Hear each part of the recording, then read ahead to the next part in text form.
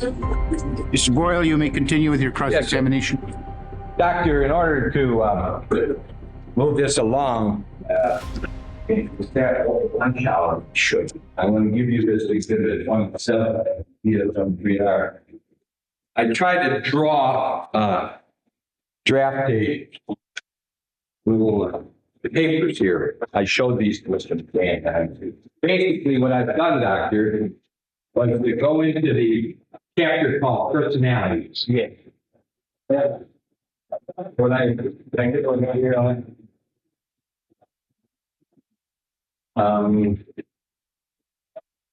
What I've done, or attempted to do, hold it here. I've written down. I looked at all of the personality disorders, sure, that are in the DSM-3R, and I wrote down the ones that either weren't found by you or weren't features. I mean, I saw the ones you said these were features, sure. So I wrote down all the ones that weren't. And there's no paranoid personal disorder, schizoid disorder, schizotypal, histrionic, narcissistic, avoidant, dependent, or passive aggressive. Right. So in other words, you know, just like your theory, I mean, talking about the books, like these are the statute books lawyers got to go by, and we got to look those up. One could say, I have a person who is exhibiting these things. This is what I think it is. Go into the book and see if the book agrees and give you some direction as to whether you're in the right diagnosis or not. Yes, yes, indeed. The book is a guiding tool. Sure. Yeah. Then I took the ones, Helen, I need you back here. So none of these things were found by. I don't think so. Just a moment. Except for being somewhat narcissistic. Okay. Because he's self-centered, he wants to be gratified, and so on. Okay, I would say that is for sure. What I want to do is focus on. Now, then what I did, Doctor. Now, what I did in the book was to see what you said he was, as you read to us, when you said, as I understand it, that he had a personality disorder not otherwise specified. Correct. And I put at the top that in your book is called 30190. That's true, isn't it? 30190. Yes, 30190. Yeah. And what that used to be called was a mixed personality disorder. Correct. Under the old one. Correct. And then you told us that the reason, help me if I'm wrong, but the reason he is this personality disorder not otherwise specified is because it is not so clear that he's this personality disorder. He's a whole mixed bag of things. And the only way that I as a doctor can describe it is to put him in this 30190 because he has some features such as antisocial, obsessive compulsive, sadistic, fetishistic, necrophilic, and borderline features. Yeah. Do I understand it right? Yeah, which by themselves don't stand out to the point of making him either a necrophiliac or a borderline personality per se, no? Right. So, in other words, the reason for that is that he's got antisocial features, but he doesn't have an antisocial personal disorder standing alone. Correct. Because if you look at him, you would have to have been, before age 15, you would have to show signs of 3 of 12 things, and he just didn't fit into that. Yeah. Is that true? But still, he was still antisocial. He had antisocial features. Sure. You know. So when you get into the obsessive compulsive, if you were to look at that disorder, would you do that for me, Doctor? Yes. Obsessive compulsive disorder. Yes, sir. Yes. That's Page 30140. Yeah. What page you have? 354, 355, 354 and 355. and you have the Sure.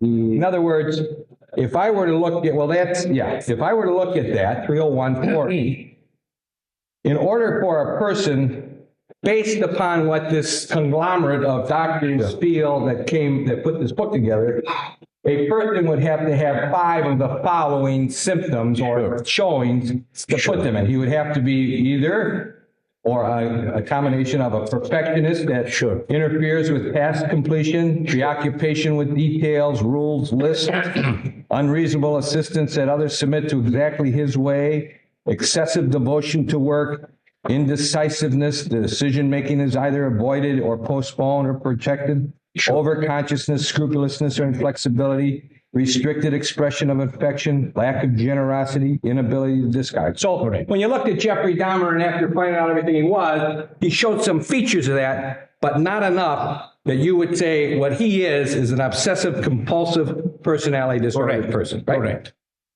So you saw signs of him being antisocial and signs of him being obsessive compulsive, but I want to skip down to sadistic because it is a sadistic personality disorder. Yeah.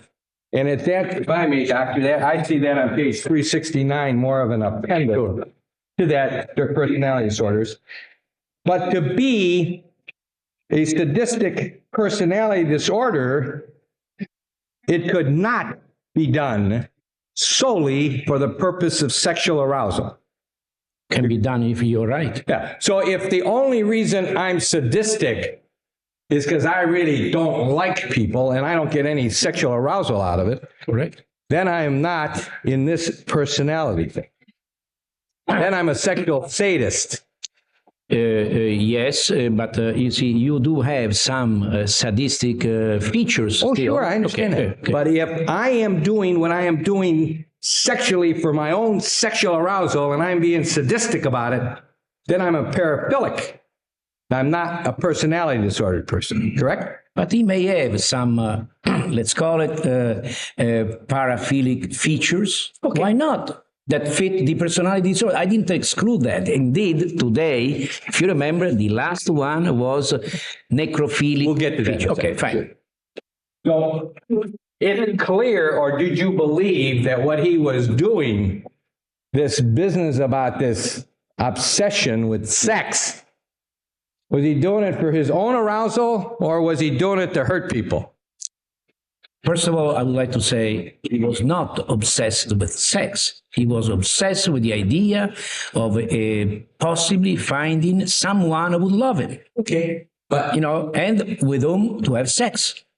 But he he was not just in let's say, a non-affectionate situation. Let me ask you this. Before he killed the Ambassador Hotel, he was doing a lot of sexual things. He was going to bathhouses.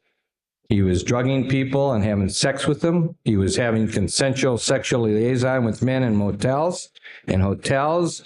He was going to porno places.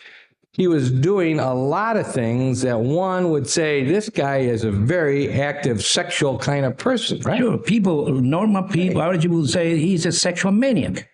Sexual maniac. Yeah, the vulgar term, let's say. Right. One might say, I'll tell you, I don't know what this Jeffrey Dahmer's all about, but he's like a sexual maniac. That's people would say that. Sure. But the meaning by that is excessively into sexuality. Right. But knowing Dahmer and what he told me, Jeffrey told me that the main reason was not just and only sex, was that he wanted to establish what he could not establish, actually, poor man, because he has this inability to really relate to people properly, because he's afraid of not being able to, and he's at the same time he feels consciously and unconsciously rejected. But when you make your judgments about, you believe what he says and what your question about him, you certainly believed him when he said what you just told us, that he wanted a love partner. I think so. I think he wanted a love partner. When he was telling you that when he would drug these people in these bathhouses before he committed a murder, that he would have 3 orgasms during the period he was with them, that's a lot of activity, isn't it? Depends. Depends, you know.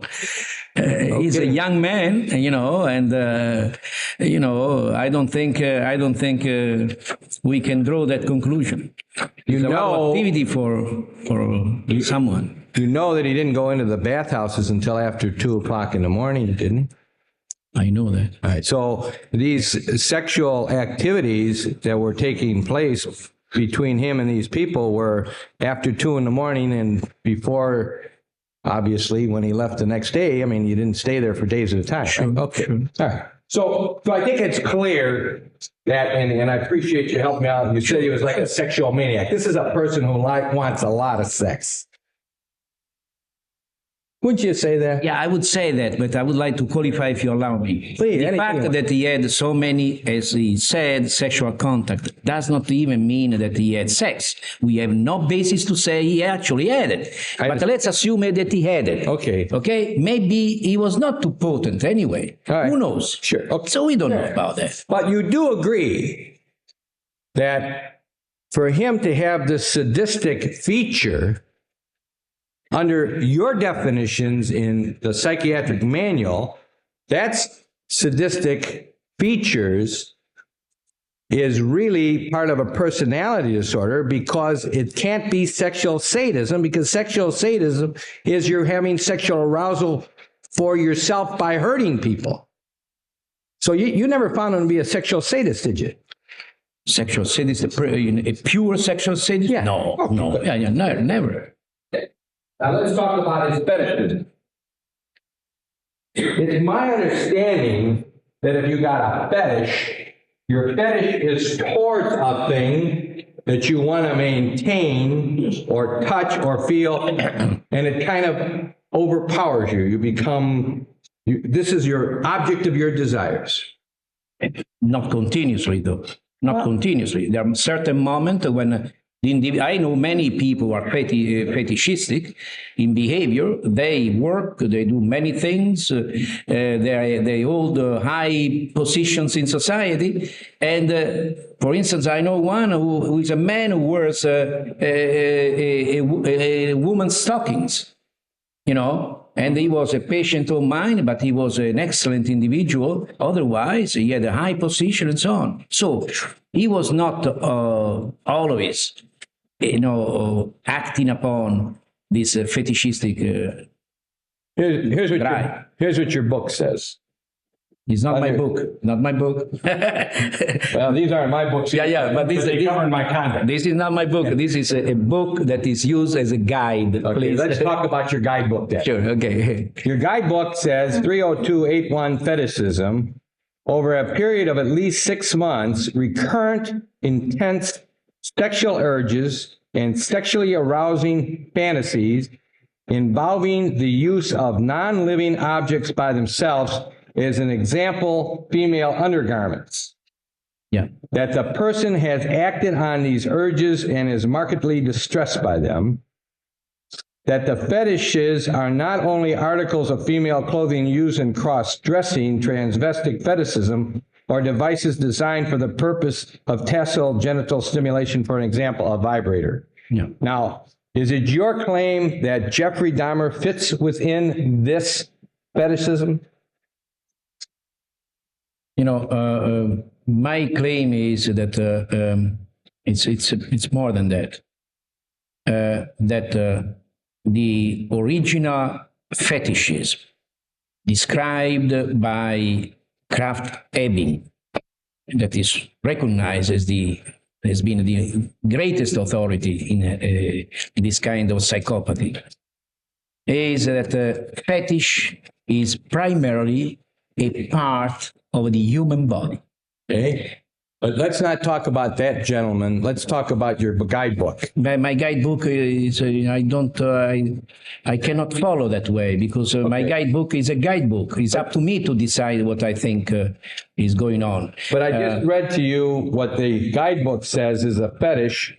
Would Jeffrey Dahmer fit within that definition? Not that definition, because I don't think Jeffrey Dahmer ever used any garments, men or women garments. He used parts of a man's body. The person that I just read about in the definition in the guidebook That would be somebody who is suffering a paraphilic disorder of fetishism, right?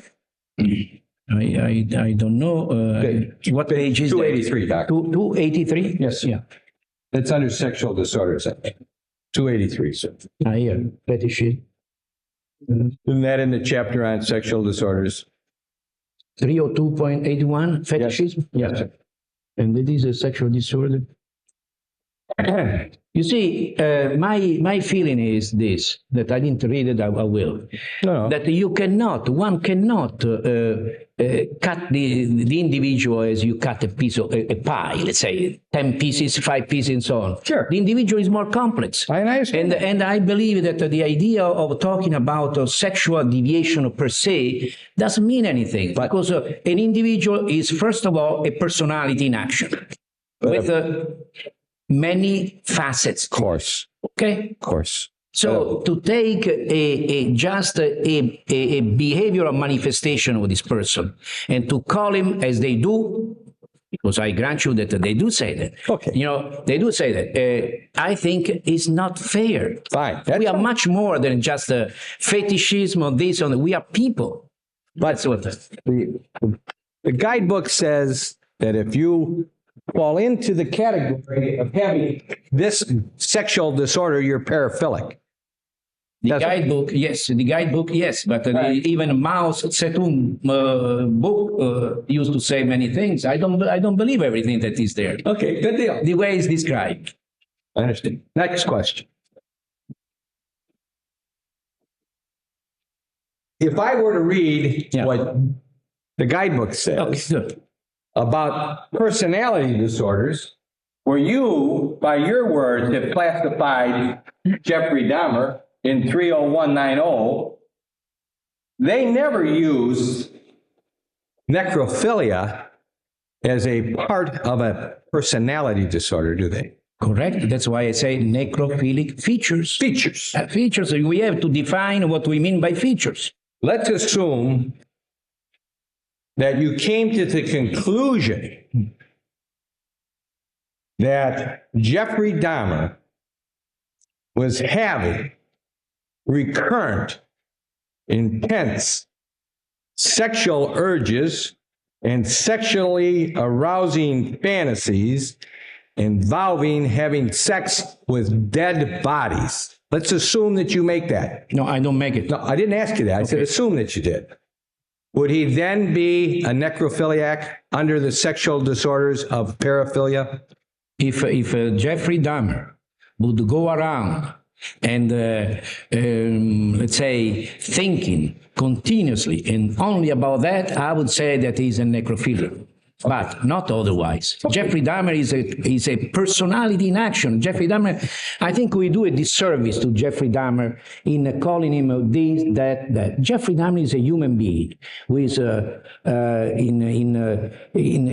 has a tremendous number of internal intrapsychic conflicts. He's a person who suffers and so on. And to take away from him his own personality by saying he's a necrophiliac or what would you say, just a fetishistic guy, I think we do a disservice. This man is much more. He's much more, as you just told us. Yeah.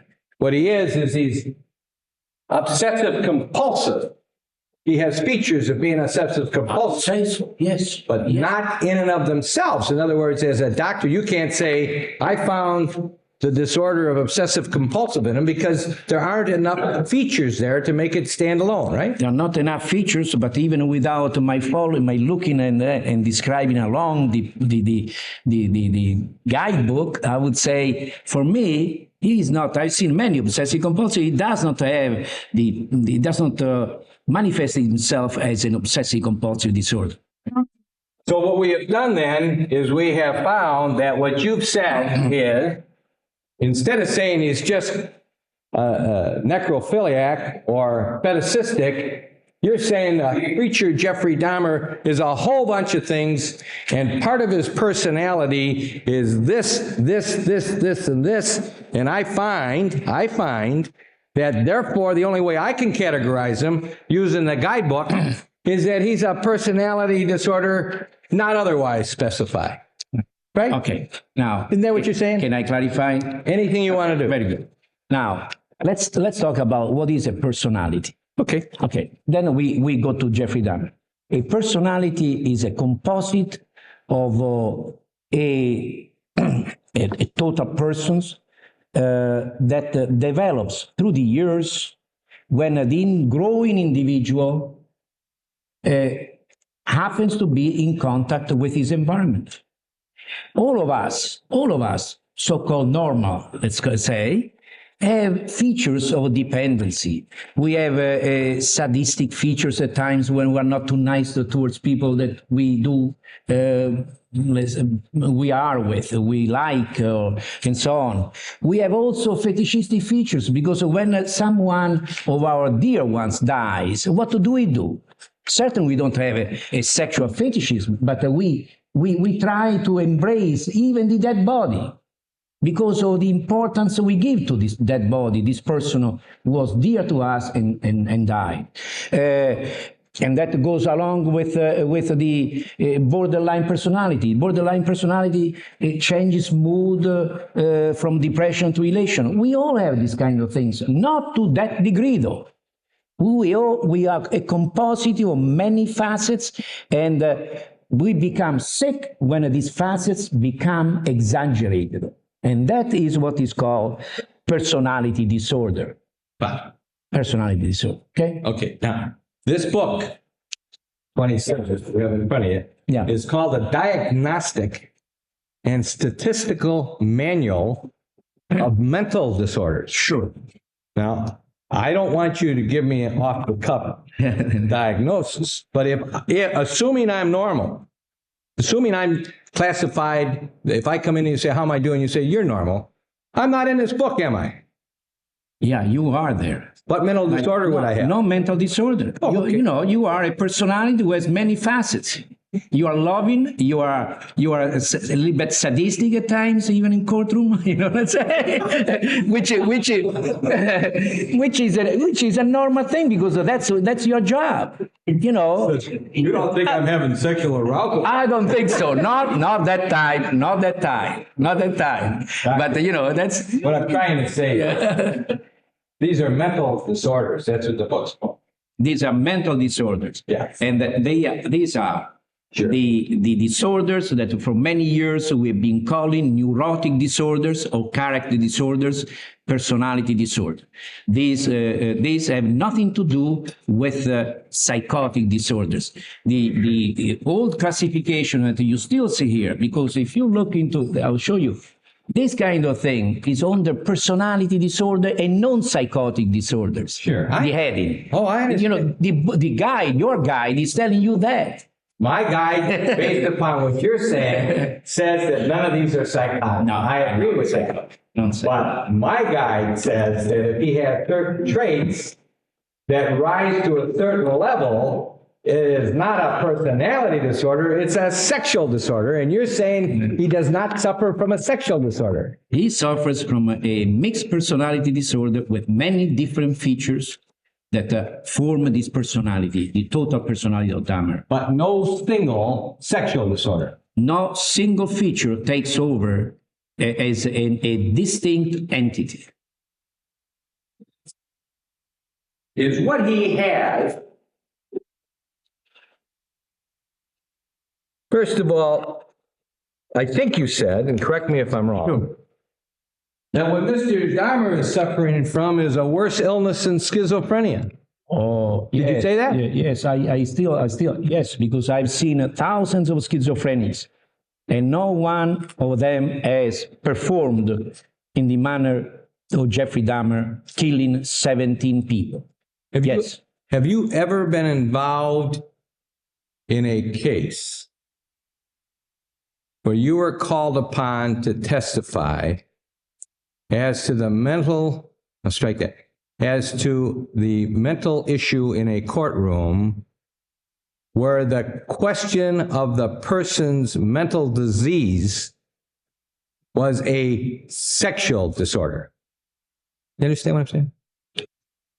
Yeah, but it's a part of the total personality. In a sense, I've seen a lot of people who say are sexually disordered, and they have also a total personality plus the sexual disorder. Have you ever found? I have, yes.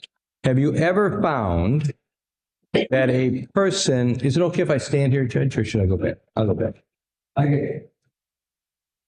Have you ever found a person who had a sexual disorder Yeah. to be mentally ill? A sexual disorder? To be mentally ill? Yes. How many such people have you? I would say I can't tell you how many such people, but I would say that, for instance, maybe 3% of the sexual disorder, indeed, 3% of the paraphilias may be psychotic. Okay. But I don't think Mr. Dahmer is psychotic. Fine. So 3% of the paraphilics might be mentally ill. I'm saying, excuse me, I correct, necrophilics, as you say. Have you dealt with necrophilics before? No, it's such a rare thing. Yeah, sure. That is, I didn't have I even discussed this kind of thing with other people, excellent criminologists all over America and Europe, and they have not seen any in their life. And, people have been professionally engaged in criminology for 40 years. We have very few cases. So how about Dr. Resnick in Cleveland? Did you talk to him? No, I didn't talk to him. No. Tell me if Jeffrey Dahmer, whatever he was, personality or otherwise, take it the way you said it, whether or not that in any way affected his mental or emotional processes as he was going along this track of finding people and killing them.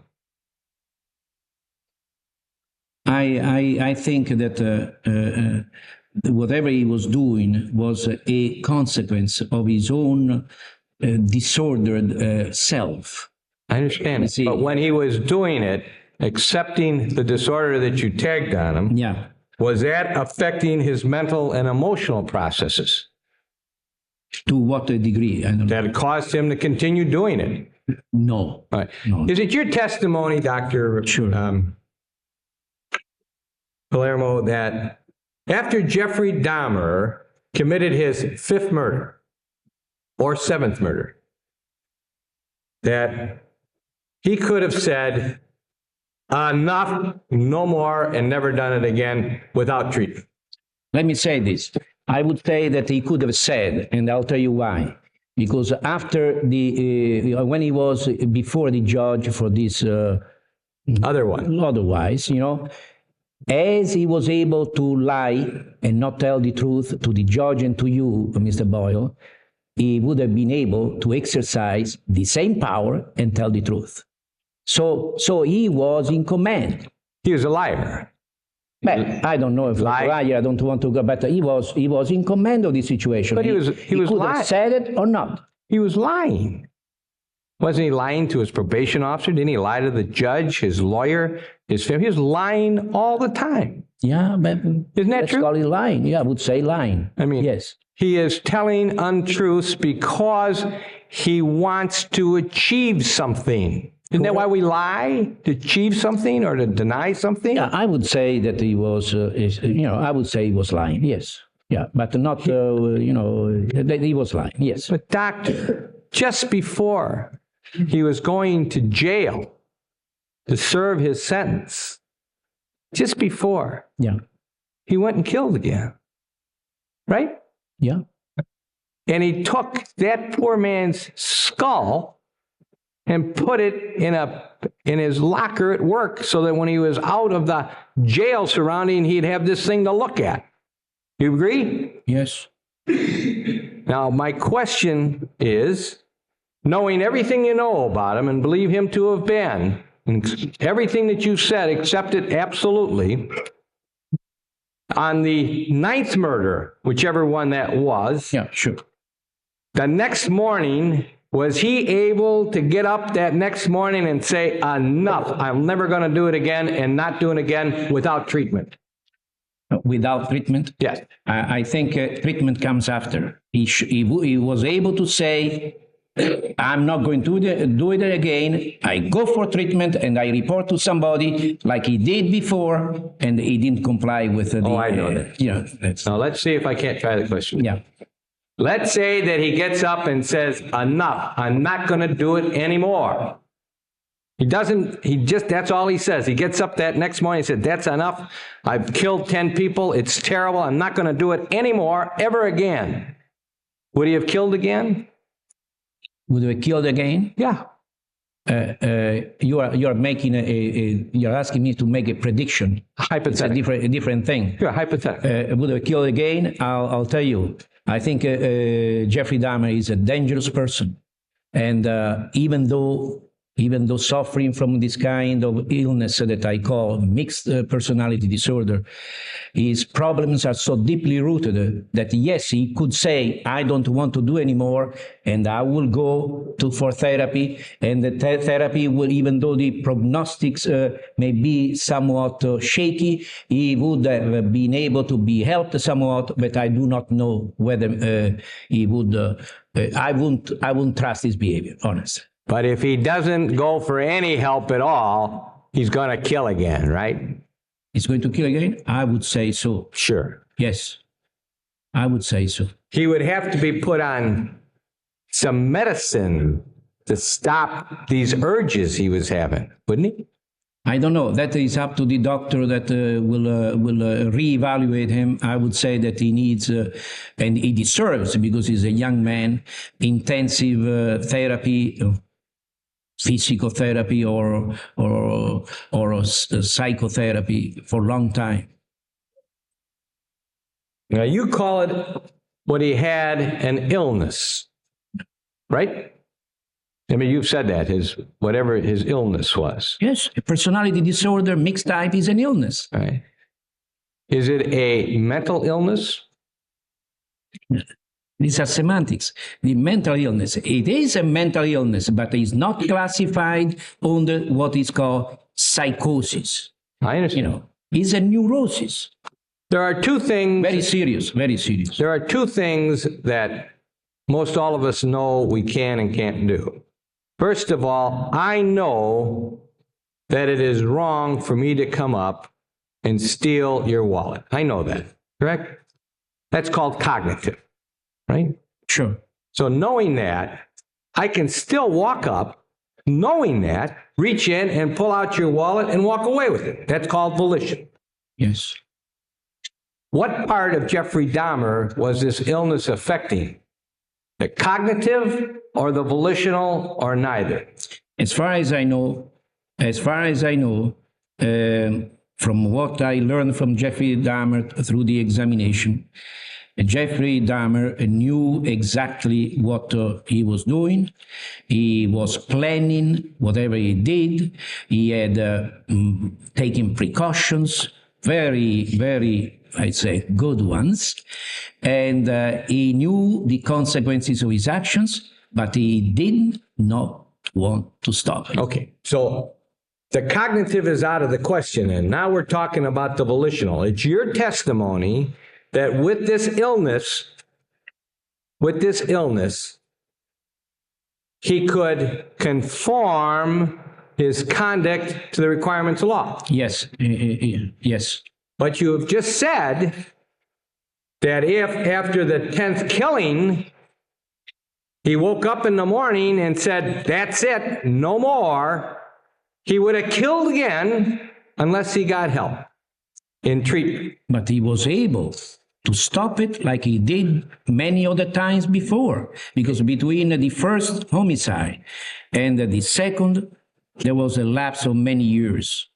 Many years. He decided not to do. Actually, he did not want to do it. When he was at his grandmother's, he refrained from doing anything like that. And he was, apparently told me, I was able to do it. That's it. Few more questions. Yeah, sure. Is he an alcoholic? What'd you say? Jeffrey Dahmer an alcoholic? Jeffrey Dahmer yes, he has been drinking for a long time and increasingly so. Would these murders have happened, in your opinion, based upon how you've diagnosed him, if he was a drinker or not? Yes, he was drinking. No, Yes. I say no. If he wasn't a drinker, let's say he never had a drink in his life, but he had that same problem that you have, that we've talked about, would he have still done this? Would I still, sorry, Would he have still done this?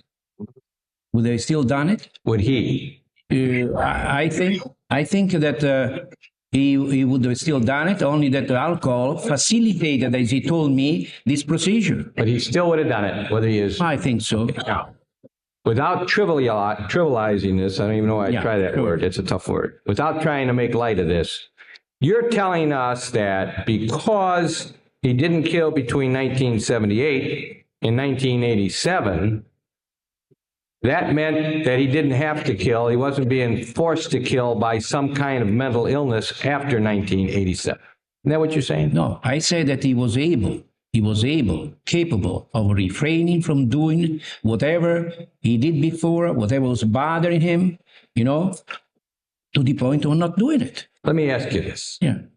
We all know and can relate to alcoholics. We either are one, or we've seen one, or we've been close to one, or we have a relative. The alcoholic in question never quits drinking. Never. Drinks himself to death. That's obviously a terrible thing. Forget about him. Forget about the alcoholic who's an alcoholic and stops drinking. Just stops drinking. Goes to AA, goes to a hospital, whatever, and stops drinking and doesn't have a drink for 10 years. And then all of a sudden starts drinking again. Is that person that I have just described a person who could still keep from drinking if they chose not to drink? Yes, that's what the Alcoholic Anonymous says. There's people that go to Alcoholics Anonymous who try very hard to stop drinking and fail, correct? Oh, sure. Sure. As a matter of fact, there are a lot of people who stop drinking and then they have a change in their life, like the death of their wife, and they start drinking again. Yes. So the fact that Jeffrey Dahmer quit killing people for 9 years doesn't mean, does it, that when he started up again, that he just said, I'm just going to start to kill. Is that what you're saying he did? I never said The that. bad question, I'll withdraw it. No, okay. When Jeffrey Dahmer started killing again, I'm not talking about the Ambassador Hotel. If you accept the fact, we'll strike that. Do you accept the fact that he has no recollection of that killing, or do you think he's embellishing that? I think that he said that he was heavily drunk, and he didn't know how to explain to me what happened. He found this man at the Ambassador Hotel dead. He was lying on the body. You believed him? I believe him, yes. Okay, you believed him about that? Yeah, he said he drank so much that he does not remember. Now, the next person he killed, the very next person he killed, do you believe that he, at that time, made the conscious choice to kill? Or do you believe that he gave in to this strong sexual desire to have a dead body with him? I honestly, I do feel that if he would have wanted, he could have stopped So when he, action. I'm sorry. Really. Did he say to you, as he said to the other two doctors, he just threw in the towel, he knew it was all over after the Ambassador Hotel, he couldn't stop himself anymore, the urges were too strong? Did you believe him when he said that? The urges were too strong, yes. You didn't believe him? that. Yes, I believed him. So what? But the urges are too strong. I too have some urges, very strong at times, but I control it. But you're talking here, as you have testified to, about a person the likes of which nobody has ever heard of before, correct? But we heard before, but I did not examine anybody who killed so many people. But you've been looking into it. Sure. But doctor, you can't equate a person like Jeffrey Dahmer with the normal person who says, I'm not going to go rob a bank tomorrow because I have the power to say no. This is a one in how many million kind of human being, right? It's a very rare type of personality. Yes. And that person, in all of which he's done, and all of the horror that we've heard, and you saw the pictures, didn't you? The police department showed. Yes, I've seen. And all of the grotesqueness that we've seen, and all the things he's done, you say that that's a personality disorder, not a mental illness. That is a personality disorder so serious that it could be thought of even worse than a psychotic disorder. But it's not psychotic. But This is different because he knew what he was doing. He continued to do it. He prepared whatever he was doing meticulously. So he was naked when he was doing what he was doing to these people, just because he didn't want to spot with the blood his own clothing. You know, he knew what he was doing. was it an impairment of his mind? Was not impairing his mind. He did a good job, unfortunately. Right now, We know that. you seem to, at least from what I hear you say, Yeah. is that because you don't see a psychosis, he's not mentally ill. No, because I don't see, because I see Dahmer there, there's a young man, but You know what I meant by don't that. think he's You don't- psychotic after I examine him. I'm sorry, Doctor. Yeah, sure. I interrupted you, and I didn't mean to. What I'm Yeah. saying is, when I say you see Dahmer, I'm not talking about physically seeing him. Yeah. I'm talking about seeing him psychiatrically. After seeing him, you did not see any of the signs that you normally see in patients who have fallen into a category called psychosis. Yes, because usually these people, even though they might partially recover, they show some signs of the chronic illness that a psychosis usually is, except for a manic depressive psychosis, that is a different thing. So because that's all in this guidebook, isn't it, what you just said about psychosis, right? It's even there. Because he's not in there, you can't say he's got a mental... No, please, don't tell me. Okay. Because I do not follow this book. I follow this book, you know why? Only to classify people, because there are numbers here, because this is a requirement of the hospital routine. Otherwise, I will never follow this book, because I don't think that it's very difficult to fit people into these categories. Then I want to ask, Yeah. if you don't follow the book, are you forced to say that he's a personality disorder not otherwise specified, or would you like to give him a different name? The different name would be just a mixed character disorder, which is the same as personality. Okay. I say mixed because it's got a mixture of many different, let's say, features. Now, I do not think it's necessary for you to have done any of the things I've asked. So I'm not in any way saying you should have done it, but I don't know that you did or not, so I'm just going to ask you. Sure. Did you go over to his apartment? No, I did not. Okay. You saw pictures of it, though. I have seen pictures, yes, that was enough. I saw pictures. You did, in my opinion, a masterful job of doing everything necessary for you to be here. I tried. But I want to ask you this. There did exist one man that saw Jeffrey Dahmer about to kill. Sure. You know, and I know that if Tracy Edwards hadn't gotten out of that house or apartment, he probably would have been dead. If you let me say, I think we should thank Tracy Edwards, and so Dahmer should thank him, because he's the one who actually put a stop to the whole thing. Absolutely. I agree. Now, did you talk to him? No, but I was here in court when he testified. I understand. But before he came into court, did you talk to him? No, I didn't have such an opportunity. Did you see that tape that he supposedly made on one of those talk shows? No. Good. No. Did you believe Tracy Edwards when he was saying that he was sitting next to Dahmer, and Dahmer was watching Exorcist 3 and chanting? Did you believe that? I believe what he said, but we have to qualify what he said, interpret what Tracy Edwards said. Because First of all, that's fair. You can do that, but just let me ask you. yeah, please. Guys, wait. Don't interrupt. I'm not. I want to know the first part of the answer. Did you believe him?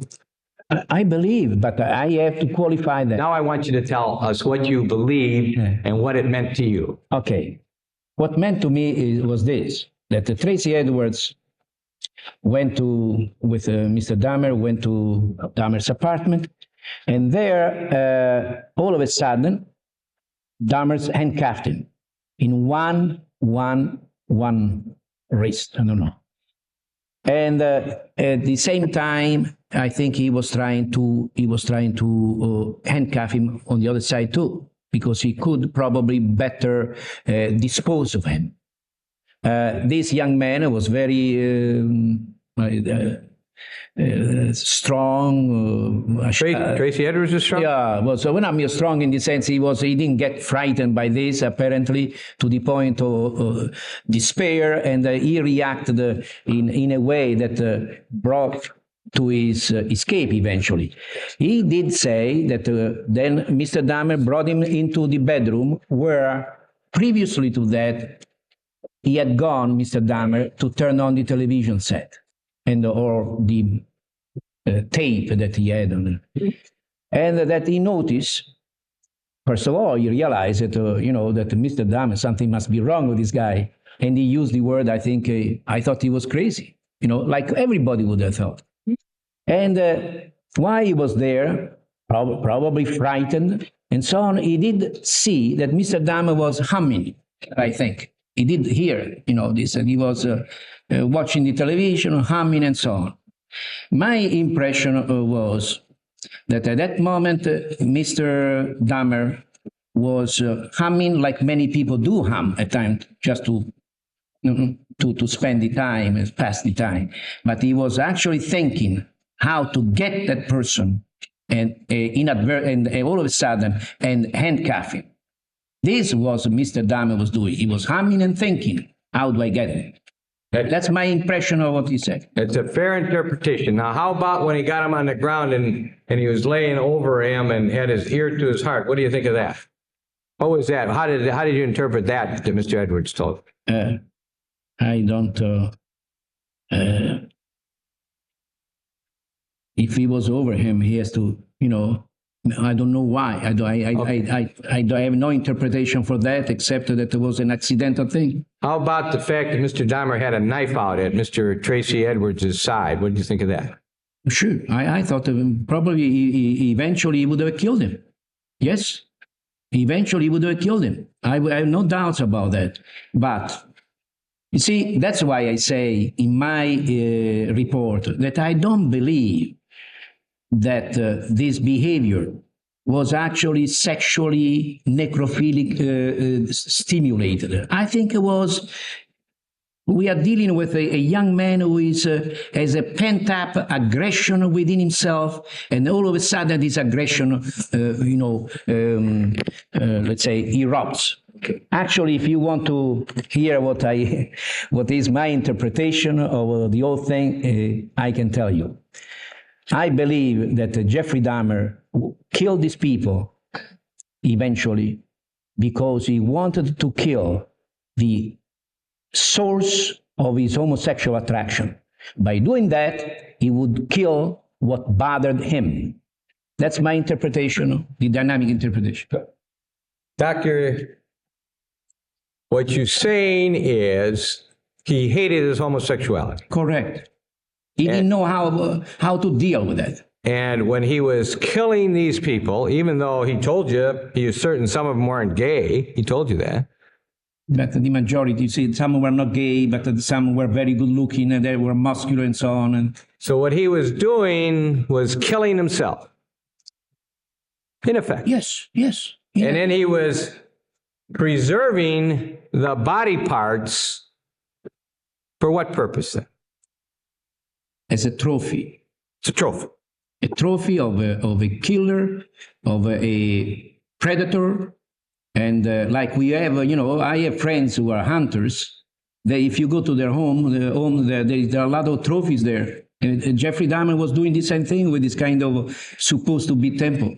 He wanted, these trophies became symbolic, fetish, and they were important to him to remind him of having achieved certain things. So you're saying that this man whose mental state is that I am going to take home another man who may or may not be a homosexual and kill him, because in doing that, I am killing myself to wit my homosexuality. This is a subconscious thing. Yeah, I understand. No, it's not conscious, please. I understand. Yeah. Subconscious, though. Subconscious. Subconscious does cause us to do things, does it not? Sure, subconscious. So he's back killing him. He's killing his own homosexuality. Then he is spending all that time disposing of the body parts and keeping trophies. Yes. And when he tells you that he was doing what he was doing in order to make a shrine, you didn't believe him. I didn't believe him. I didn't believe in the shrine idea. I believe that he kept the body parts and so on as a trophy, as a symbolic fetish. I believe that. Okay. Yeah, but And that person who did that was not mentally diseased. he was suffering from a very serious, and he's still suffering, mixed personality disorder, which is not classified as psychosis or mental illness in the accepted terminology of our time. You agree, do you not? We're almost at the end. Yeah, that's You agree that there can be sexual disorders of a paraphilic nature that can be so bad in a human being that they can rise to the level of mental disease. You believe that, don't you? I believe that there are paraphilic manifestations on top of a personality disorder, very serious personality disorder, that together with the personality disorder, indeed the paraphilias that in some of the papers I read, quite a few papers, may achieve degrees of psychosis, but it is the personality that is psychotic. The paraphilia is a manifestation. Okay. Now we have, for instance, you remember these the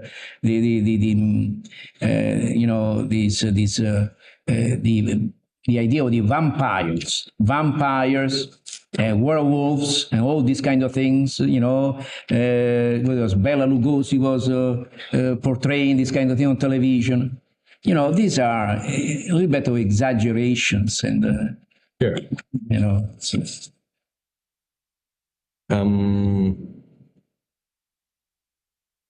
I want to just check with you and then we'll start here. yeah.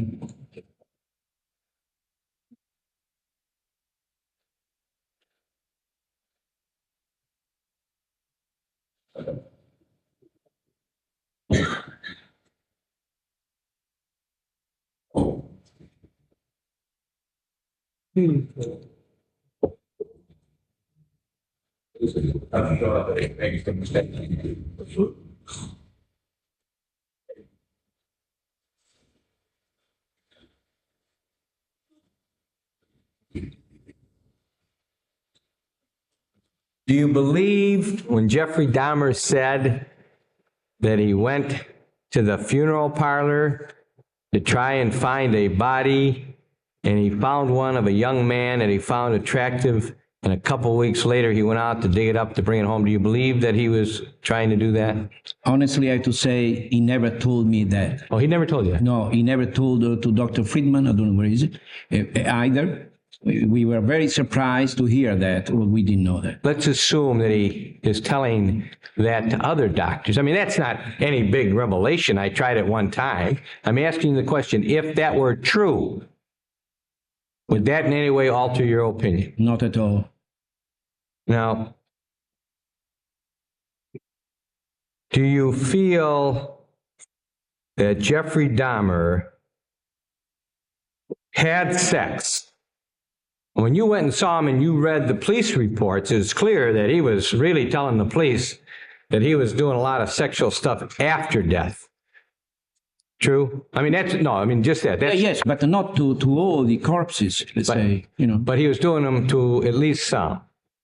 Yes, oh, sure. Okay. That's what he told the police. He told me too. That's not inconsistent with what you were telling us before about your belief that the killings were really not for his own sexual gratification. The primary reason he was killing was because of he hated his homosexuality. This is a dynamic formulation that I expressed, which should be verified. But this, I think that basically, unconsciously, this may be one of the reasons. Yeah. One final question. Yeah, please. Assuming that you're right, assuming that your hypothesis is absolutely accurate, and that he really believed that in killing these poor guys, that he was really killing himself and because he hated his homosexuality, wouldn't that be delusional thinking? No. Not delusional thinking? Not at all. Not at all. I have to ask you these questions for a couple of reasons.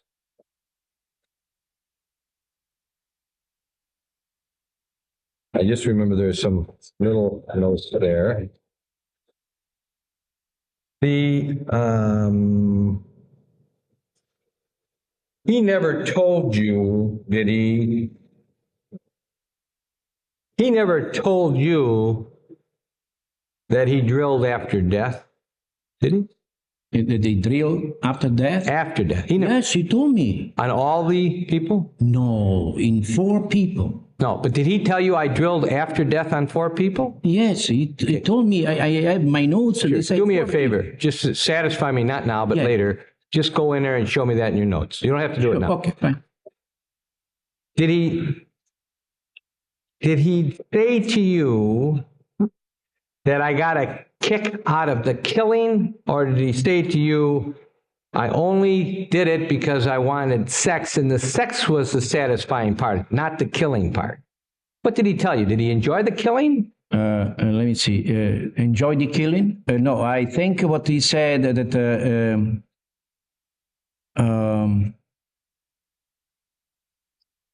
I got to look at my report. Excuse me. Sure. Take whatever Yeah, time you sure. No, just a second.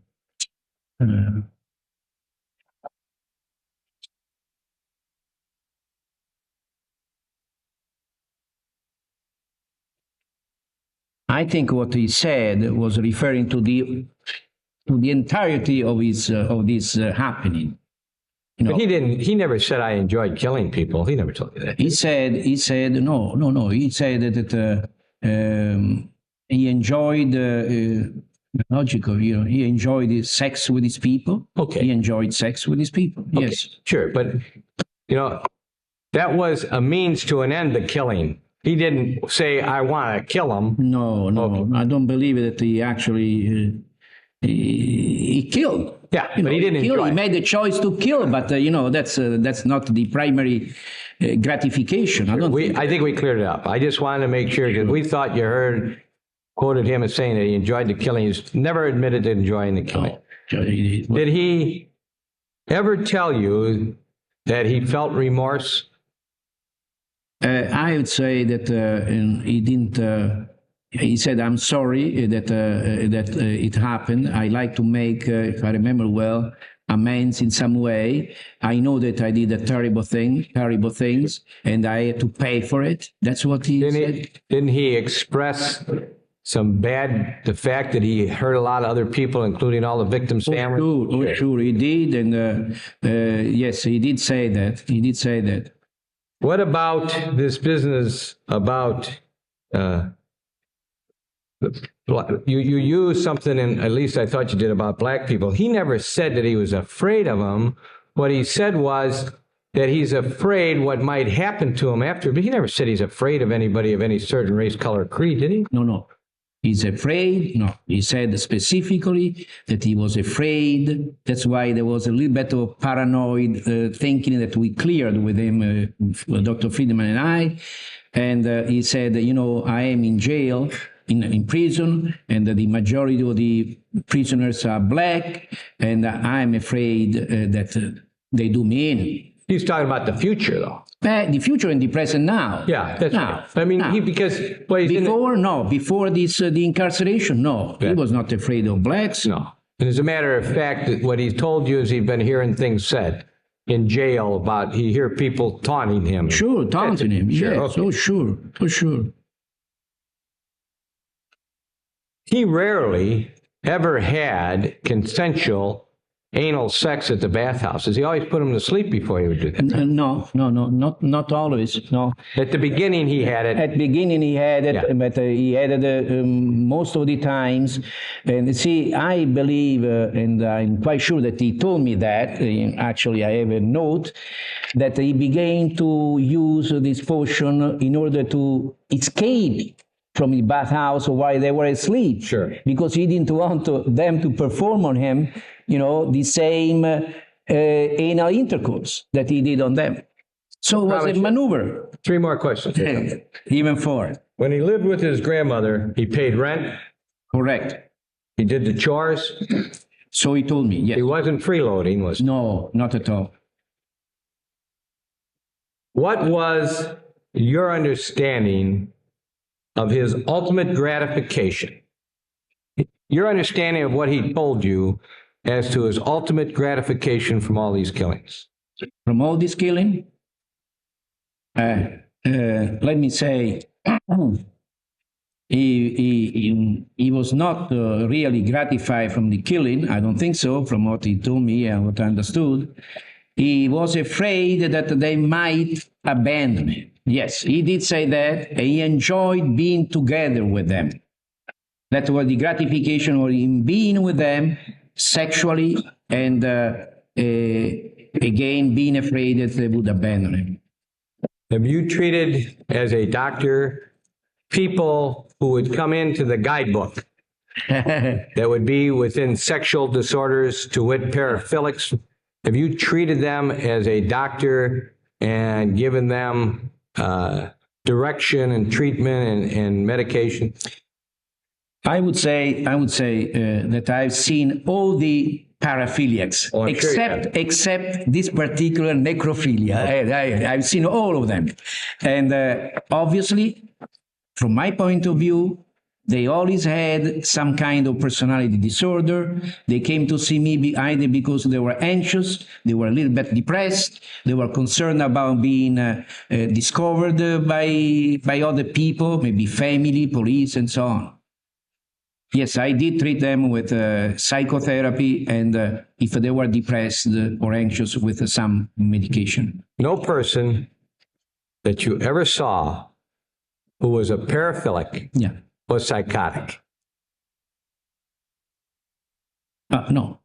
I've seen paraphiliacs, like pedophilic people, who were chronic schizophrenics. Okay. Thank you, Doc. We can.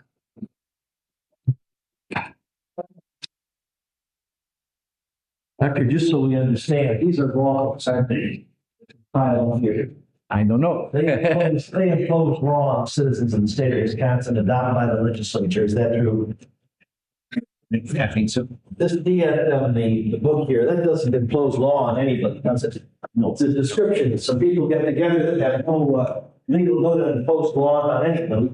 They get together and enter various descriptions and try to compile. Is that correct? Sure. This paraphilias that are now broken out under sexual disorders.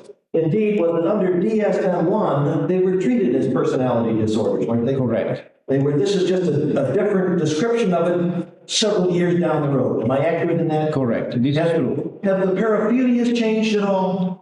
The paraphilias themselves, no. And the only thing that's changed is they used to call it a personality disorder. Now they call it a sexual disorder. I think so. So they changed the name, But it used to be called a personality disorder, and the paraphilias haven't changed at all, have they? I think so. Yes, they're not changing They're it. the same, the manifestations are the same. Manifestations are the same. What changed is they just called it by a different name in that book, right? Correct. They wanted to maybe make it more clear to people. I don't know if they made it more clear or not. So what is, Mr. McCann, if we're going to use the exhibit, it's appropriate for you to examine the witness from there. If we're not using the exhibit, it should be. I'm going to be using it. Okay.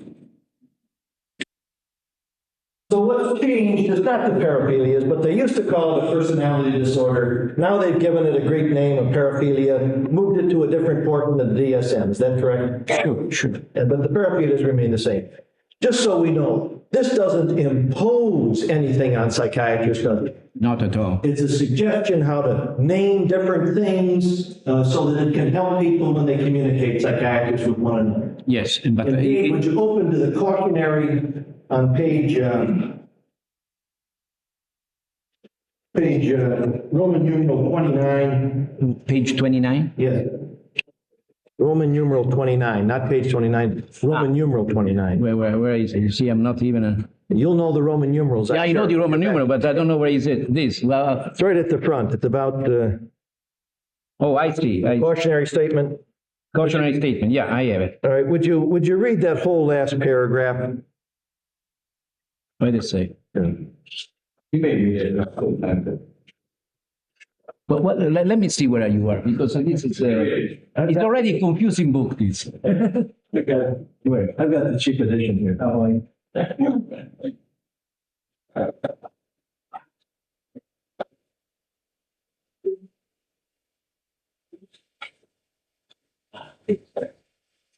would you read the last paragraph of that? The purpose of DSM-3 are revised is to provide clear descriptions of diagnostic categories in order to enable clinicians and investigators to diagnose, communicate about, study, and treat the various mental disorders. It is to be understood that inclusion here for clinical and research purposes of a diagnostic category such as pathological gambling or pedophilia does not imply that the condition meets legal or other non-medical criteria for what constitutes mental disease, mental disorder, or mental disability. The clinical and scientific considerations involved in categorization of these conditions as mental disorders may not be wholly relevant to legal judgments. For example, that take into account such issues as individual responsibility, disability determination, and competency. An individual responsibility is talking about conformity to the law, isn't it? Correct.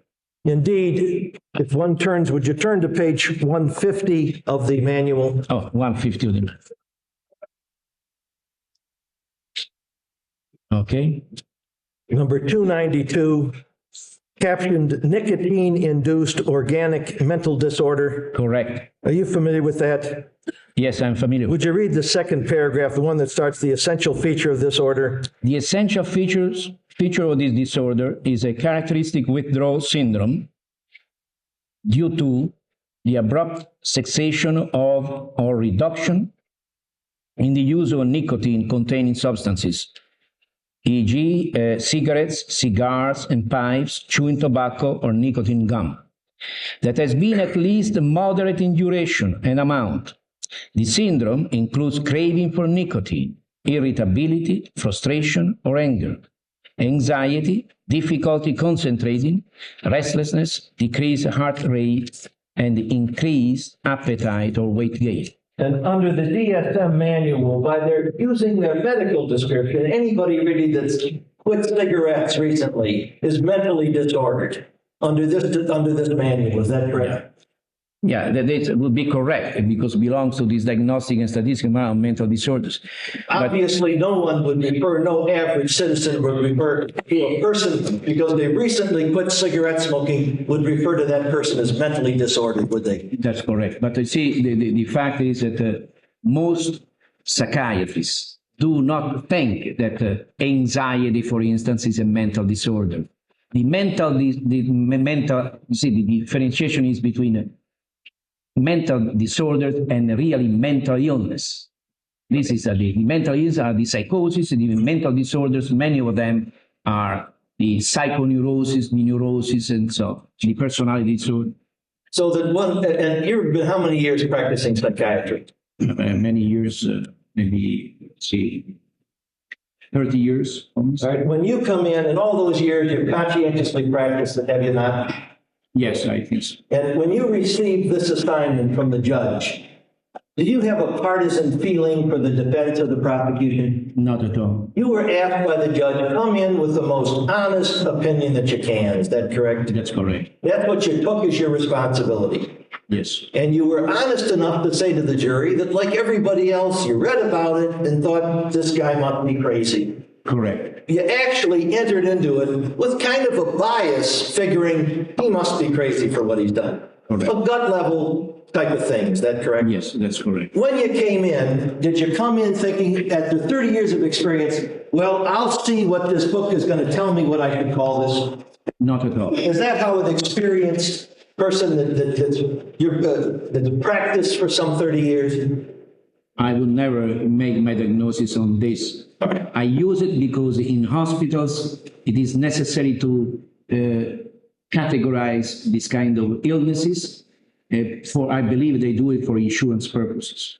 And when you're going to come into a report to a court of law, you're going to look at it, find the exact numbers that basically describe the problem that you think the particular individual has, if any. Is that correct? Correct. Does this manual dictate to you what your decision should be? Not at all. Of course not. You draw on your experience through the years. Not at all. Your contact. You've had contact with paraphilias. You've treated them before. Is that correct? Correct. And the issue that's before this court is the issue first, did he know right from wrong? He did. Do you know every psychiatrist has said yes. He knew, that I know of at least, that's going to testify or has testified, that he knew right from wrong. There's no question about that, is there? No question. And that you learned that in visiting with him in a relatively short time, didn't you? Yes. Is he coherent in his speech? Yes. Is he ever seen him in a catatonic stupor? Not. Is there a racing of thoughts? No. Is there any hallucinations? No. Does he talk about command voices telling him to go out and kill somebody? No. In terms of the conformity to the law, that's one of the reasons you interviewed him at length, did you not? Correct. And you were checking to see whether that he was capable of such conformity, did you not? Yes, I did. And you evaluate that by the various things that he has done, do you not? Correct. He talked to you about did you discuss with him the Hicks case that occurred in the summer of 1978? Yes, I did. All right. And that he slew a man at that time? Correct. The psychiatrist that testified, Dr. Wallstrom, yesterday said that Dahmer told him that he knew he could choose on that. He could make a choice, and he chose to kill him. Did he tell you the same thing? Did the same discussion ensue between you and Dahmer on that slaying? He told me that all of a sudden he decided to hit this man on the back because when he was sitting down. See, the idea is that this young man did not want to have intercourse, let's say, some kind of homosexual relationship with him. And he felt rejected, and he did what he did. That's the first statement that he gave to the police, isn't it? That he wanted homosexual or had homosexual relations with that man. He never had sexual relationship with that man, he told me. Right. In terms of, from that period, he went then to the Ohio State University, didn't he? Yes, he did. Did he kill anybody during that time? Not to my knowledge. He exercised control and conformity to the law during that time? Apparently, yes. Then he went over to Germany, went first down south for training in the military, is that correct? Yes. Did he exercise control during that time? Apparently did. Some of the doctors have said that during this time he was suffering, a couple of the defense doctors, from necrophilia. He may, whether he had it or not, really doesn't matter. He exercised control, didn't he? I think he did. When he was in the military, then over in Germany, whether he had necrophilia or not, he exercised control, didn't he? He did. Necrophilia, the classical necrophilia, is simply loving a dead body, isn't it? Yes. You have to add the feature of homicidal necrophilia to add murder to it, don't you? Correct. necrophilia itself doesn't say murder, does it? Necrophilia, necros means dead body, cadaver, a corpse. And philios means in Greek love a dead body. And the necrophilia that's described in the manual is simply the loving of that corpse, the loving of a dead body. isn't it? Yes. To go to homicide, you have to add homicidal. That's a different act than simply being drawn to a corpse, isn't it? I would say so, yes. Being drawn to a corpse, if a person is, if that's your sexual draw, then you're drawn to it, aren't you? Sure. But killing a person is a voluntary act, isn't it? I would say so. In this particular case, I would say so. Definitely, it's different. A person may be drawn to a woman, may see a redheaded lady to whom they may be attracted because of their background in some way. Is that correct? Yes. But having sex with her is exercising a choice, isn't it? I would say so. Obviously. And what's involved when you go from, if you have a drawing to a corpse, which you may say, I can't help that, I'm drawn to a corpse.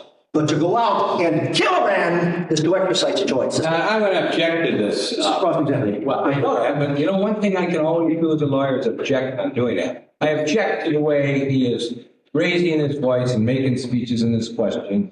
I ask that he be told to ask the questions. I'll get all excited. I have the right to do that, and I'm doing it. I'm speaking audibly, properly, and not improperly. I'm not badgering anybody. I didn't say you're bad. I think the important thing is that in terms of what the objection you're raising is whether or not the witness is being intimidated. Do you feel intimidated, Doctor? Not at all. No, it's a part of the. I think that we're it's a getting part to of the point perhaps of being a little cross-examination. repetitious, Mr. McCann, so I would appreciate No, it. it's a I part want to make a point. There's no question. All right. While he was in the military, from all reports that we know, he exercised the choice not to kill anybody, didn't he? Yes. And then he came back to the United States and went to Miami, didn't he? Yes. Now, you know, at Ohio State University, would there be hundreds, maybe thousands of men that would be attractive to a homosexual individual? Yes. Would you expect at the military that there would be thousands of young men through the period of time that would be attracted? Correct. And if a person couldn't control themselves and they wanted to kill someone, they'd have the opportunity to do it when they... No, sure. You went down to Miami, Florida, say from March of 81 to September of 81, 1981, lived on Collins. Have you ever been down to Miami Beach? Yes. You know where Collins Avenue is? No, I know. It's near the beach, is it? Oh, I see. Oh, I see. Well, at any rate, he said he lived on the beach for a period of time. You would certainly see handsome, well-built, attractive young men, shirts off, on the beach in Florida, wouldn't you expect? Well, If you were staying there from March through September, one would assume you'd see thousands of people that met that description, wouldn't you? I would say so. By all reports, Mr. Dahmer chose not to kill any of those individuals. Is that correct? I think so. Then returned to Ohio, apparently from September to December, roughly of 1981. Did not know reports of him killing anybody during that time, obviously exercising some control. Is that correct? I think so. Then went to his grandmother's, December of 81, moved to West Allis, Wisconsin, and stayed there with the grandmother for a number of years. Is that correct? Correct. During several of those years, he exercised very strong control, did he not?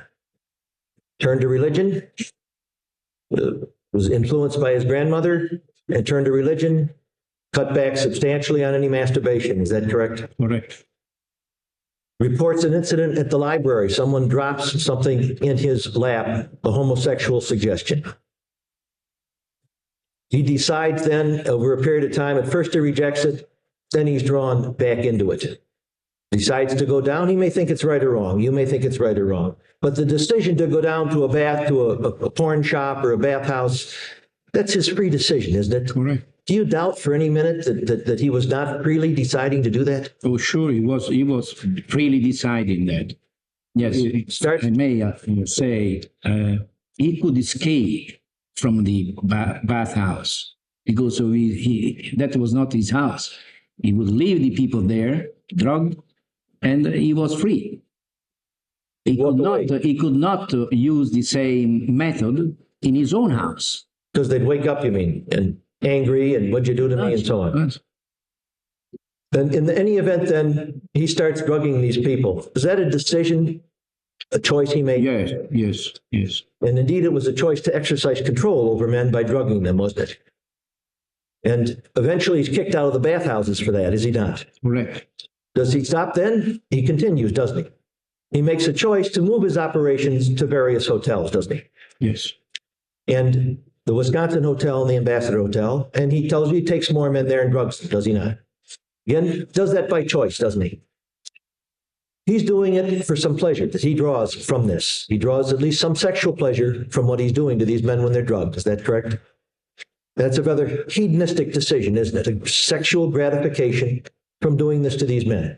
He actually made the choice on not to killing many people. He told me, many people, he let them go. She's lying there, a person is lying there in the bathhouse or lying there in the hotel, and you could kill him, couldn't you? Yeah.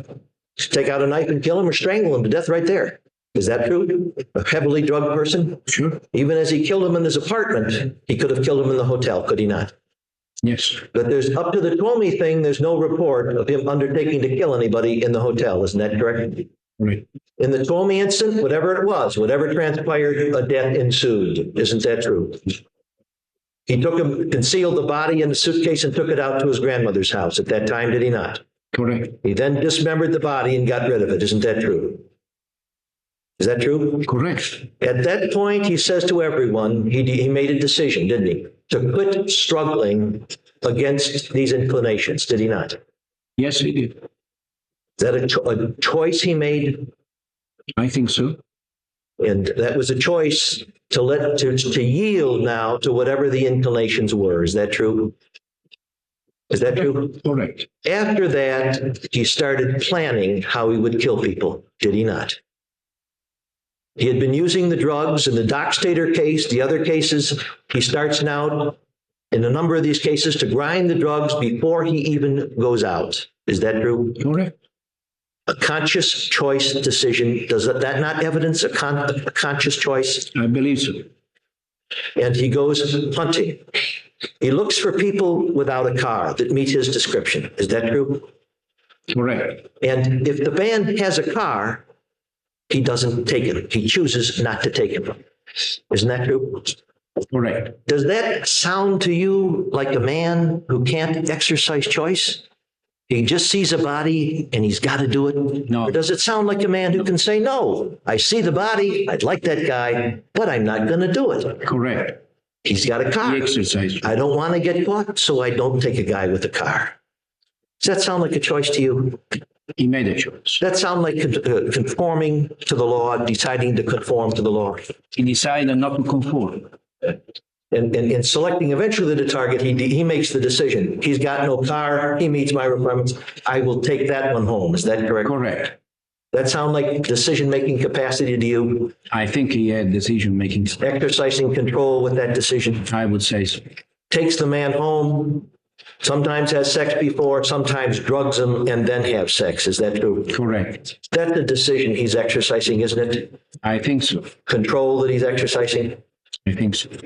And when he decides then he's going to do the man in for whatever reason it is, whether it's because he wants a dead body or whether it's when you're looking into it, you ventured into the psychodynamics of whether it was which is a psychodynamic analysis, whether he's angry at the man because he's a homosexual or not. In any event, he decides to kill the man, whether that's the motivation or whether it's to have a body there to continue. Yes, whatever he decided to do. According to what he says, if it's for sexual pleasure, it's a decision to kill a human being so that he can continue, if it's for sexual pleasure, to enjoy sexual pleasure. Is that true? That's what he said, actually. When he would put his hands around the man's neck, you know how long it takes to strangle a man? Can you opine on that? I would say it takes probably 5 minutes. To strangle a person, to bring it, and then to hold on and to exercise. Did he know what he was doing when he was doing that? I think so. Every doctor that's testified, except Dr. Wallstrom, said he is not psychotic. Is that true? Correct. And so that means they know that as he wrapped his fingers around and squeezed the life out, number one, they all agree that he knew it was wrong. And number two, except for Dr. Wallstrom, they all agree he knew what he was doing. He was killing a human being. He knew it was wrong, and he knew what he was doing. Isn't that true? I would have checked this out. I don't think Dr. Wallstrom said he didn't know what he was doing. I don't think Dr. Wallstrom said he wasn't psychotic when he was doing it. And I don't have any problem with that. This is not the time for us to have an argument about what some other doctor said. Jurors, what counts is your recollection of what the doctor said, not what the attorneys relate to you. He knows what he's doing, isn't he? He's killing a human being, and he knows that, does he not? He knew it. He doesn't think he's squeezing a fish to death, does he? No. He doesn't think he's strangling a dog. He knows he's killing a human being, doesn't he? Correct. And whatever he does after that, eventually we all know it's cutting up the bodies was a disposal situation, was it not? A disposal situation. Did he tell you that he enjoyed cutting up the bodies, or it was part of the job? Part of the job. He had to dispose of that. He didn't get any real thrill out of doing what he was doing, cutting up the people. And he didn't have a car, and he had to get rid of the evidence in some fashion. Is that correct? I think so. And it meant packaging it, throwing it in the garbage when he was at the grandmother's house, smashing it with a sledgehammer at the grandmother's house. Is that correct? Correct. I could repeat that with each man he killed. Did he know, many of them where he ground the drug first and then went out, always picking a man without a car. When he brought him back by cab, making sure the cab stopped a couple of blocks away. There'll be testimony when he rode in a car that he'd tell them, stop here, several blocks away from the house. Was that done deliberately and consciously? I would say so, yes. That was a man that decided to do this so that he wouldn't be discovered with what he was doing. I would say so. And he did that in each of the cases, did he not?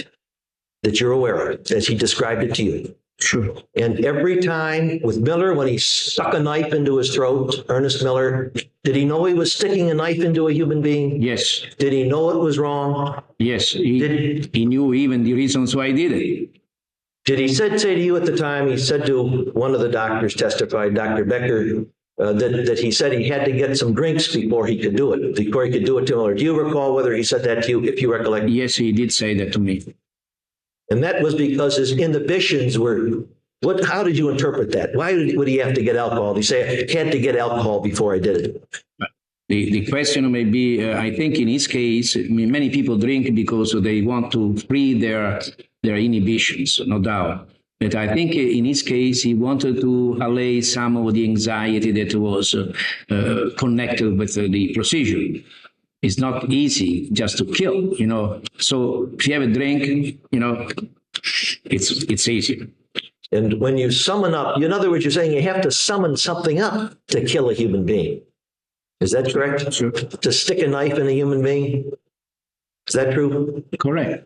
Because there's and to do it with the bare hands to squeeze a person for whatever minutes it takes to squeeze the life out of. He said he never enjoyed doing that. Is that correct? He did it. He did, I don't know exactly at times. Obviously, he never enjoyed to do that, but he did it. And we did it because of a decision to go forward and to do it, did he not? Yes, it was a procedure that he was following. I did that in all the cases. I won't take you through Sure, the 15 cases. None of them did he ever claim he didn't know it was a human being that he was doing this to? No, he never claimed that. In terms of did he tell you that he mentioned to you that he did this on weekends? Mostly on weekends, yes, mostly on weekends. Do you recall, did he talk about the Flowers case, the man that came out to the house? He's given conflicting stories on that, whether he was going to plan to kill him or whether he didn't. When he had already taken Doc Stater out to the house, mixed the drugs and killed him. He had taken Guerrero out to the house, to the grandmother's house, mixed the drugs and killed him. When he took Flowers out to the house, do you think, and had prepared the drug, do you think he had the intention of killing Mr. Flowers? I would say so. In any event, the grandmother somehow learned there was another man in the house. and Mr. Dahmer decided not to kill Mr. Flowers. Is that, Mr. Flower was a big man also. Yes. He didn't want to, I think, if I remember, was a little bit too much for him. in any event, he exercised a decision after getting Flowers out to the house not to kill him. Is that correct? Yeah. He also stole $80 from Mr. Flowers. Yes. Was that, do you think that's part of the paraphilia? That he was No, still that's $80? a part of a psychopathy. That's a psychopath. That's the antisocial personality. I would isn't say it? so. That's part of the personality definition. It's a man that admitted that he stole $80 from him. Did he ever, in all the victims that he took, the 15, did he ever tell you that he took out the money from their wallets and mailed it back to the families from which they came? No. There's no doubt whatever he recovered, he threw out the clothing. He got rid of any evidence, but did he ever say he threw out their money? No. I'm not saying that's the You would motive. not expect him to do that. You know, it would be. There were times then, another time, we referred to a juvenile as SS that was involved in the second-degree sexual assault. Sure. He drugged that young man, didn't he? He did. In his apartment, in Mr. Dahmer's apartment. Isn't that true? Sure. And then the young man got up to leave.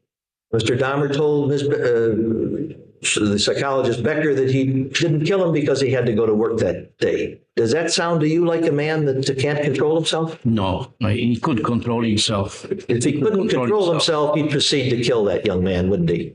If he couldn't make a decision not to kill him. Yeah. There, another young man was he invited into the home. We're referring to that young man as LP. The jury heard about it during the testimony in the confessional testimony. He let that man, according to Mr. Dahmer's statements, he attempted to hit him with a mallet. He was out of drugs and he went out and got a mallet to render this young man unconscious with the apparent intent of killing him. Is that correct? Correct. When he hit him, the hammer didn't knock him out. A struggle or a discussion, a confrontation ensued. He eventually decided not to kill that young man, didn't he? Correct. And the young man even came back and he didn't kill him. Is that true? Correct. Was that a freely made decision? Yes. That sound like a man out of control to you? Not at all. He went down to the bathhouses in Chicago. 90 and 91, he's visiting the bathhouses in Chicago. Says he drugged some of the men down there. Does he kill them after he's drugged them down there? There? No. Does that sound to you like a man out of control? Not at all. He killed someone, Mr. Sears, on March 23rd, 1989. He was sentenced on May 23, 1989, to work release. You're familiar with work release, aren't you? Yes, I am. A person is released during their working hours, are they not? Sure. If a person wants to, instead of going to the factory, goes out into the street, picks a young man somewhere in a vulnerable place, can kill him, make love to a dead body, can't he? Is that correct? Correct. And yet Mr. Dahmer didn't kill anybody from the time he slew Mr. Sears on March 23, 1989, until May 20 of 1990, when he killed Mr. Smith, Mr. Ray Smith. Is that correct? That's 14 months, isn't it? It's just 3 days short of 14 months, isn't it? Correct. Does that sound to you like a man out of control? I don't think so. It's a man that decided he wasn't going to kill anybody during that time, didn't he? When you're killing people, in all your experience in psychiatry, does it get easier to do it every time you do some act? Does it get easier? Yes. I would say so. Do you become desensitized to killing people? I would say so. The first one would be very hard. Mr. Dahmer was quoted in the officer's statement as saying, Hicks, the first one, you never forget his name. That's Mr. Dahmer was talking to Officer Murphy. Do you understand what he's expressing by that? Sure. But as we went further on, he didn't know their names, did he? But he told me that it was much easier, to do. Much easier to do, because after you kill the first one, it's easier to kill the second, is it not? That's what he said to me. And easier to kill the third, is it not? And if you're getting away with it, there's a temptation, if you're enjoying it, to continue, isn't there? In his case, but not. There's no question that he did he not? Yes. Continue with that.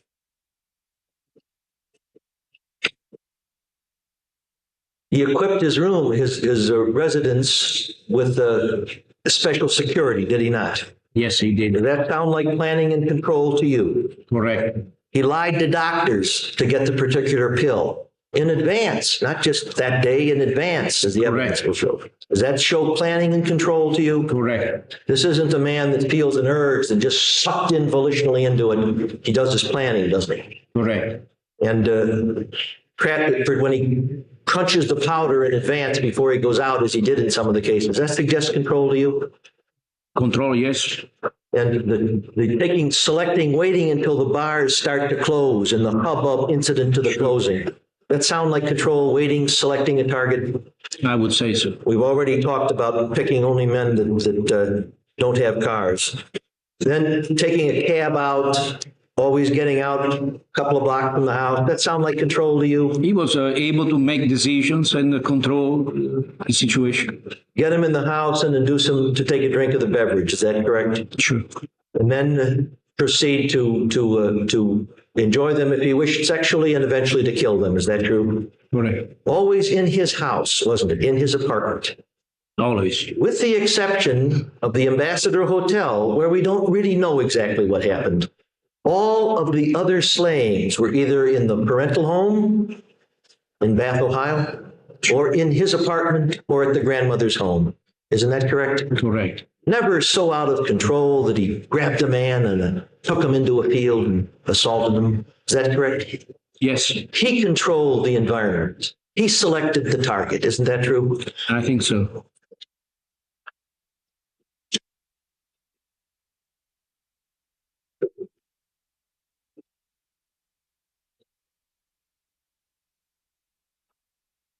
We've already talked about this chart in the DSM to some extent, Correct. the DSM-3R. Is that correct? In terms of the personality disorder, you looked it over and said, what's the dominant feature of this situation? Is that correct? Correct. You saw different aspects. You saw some sadism in it. Is that correct? Yes, I did. Is it a sadistic act to wrap your hands around a human being's neck and squeeze it for I 5 would say minutes? so. Most people think that's somewhat sadistic, Oh, now. but that isn't the dominant feature of this man, is it? That No. There are many features, as I said before, and now, it's true, there are some doctors would testify, or would you say, some doctors say you have to be conscious to have a victim. Others have sadism. Some might say, no, you have to be alive to have sadism. Others may say, no, there are some doctors that you can be sadistic even after death. sadistic Now, is the... if you're going to object to the form of that question, unless there's a foundation laid for the doctor who's saying that you can be sadistic within the meaning that we're talking about after death. Unless that foundation is laid, I'm going to object to it, unless the doctor wants to tell us that doctors do say that, and then I'll withdraw the objection. All right, drawing on your experience of 30 years in reading, is there some differences among doctors and when they believe that sadism either stops with death or what? Would you just tell us? Sure. There is a difference between amongst doctors. Usually, the person should be alive. I think they're not sure. Could you speak a little bit more into the mic? Usually the person would be alive, and I think for sadistic behavior, I intend a behavior which is infringing upon the liberty and the life of other people, and I carry that even further, even of a dead person. Is the act in itself makes a mutilation of a body is also sadistic in itself. But basically, you looked at it, apparently saw the squeezing of the neck while the man was alive, saw some sadistic aspects. Yes. But that wasn't the dominant aspect of this man. You mentioned fetishness and related it through Kraft-Ebing to the body as the first fetish. Yes, I would say so. And Kraft-Ebing, his book, is it Psychosexualis or some name like that? That's a major text in this area, is it not? Yes. In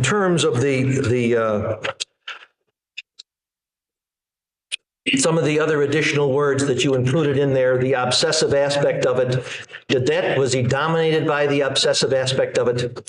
Dominated by, no, he was obsessive in his way of carrying out these particular actions, but he could have control. It was not an uncontrollable obsession. Otherwise, it would have become an obsessive compulsive period. Right. And you talked about ambition, a man driven by ambition. I think you used it, you said compulsive, as a man, obsession as a man is driven by ambition.